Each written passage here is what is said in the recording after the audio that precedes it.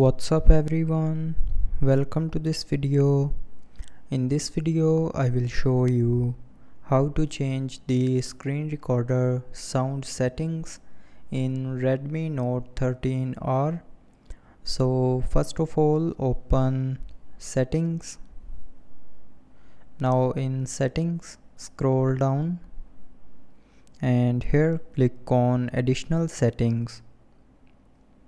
Now in additional settings, scroll down and click on screen recorder,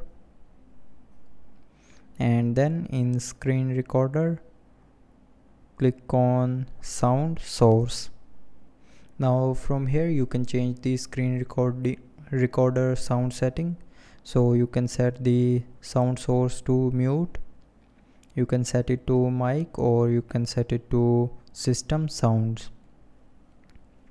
So that's how you can change the screen recorder sound settings on Redmi Note 13R.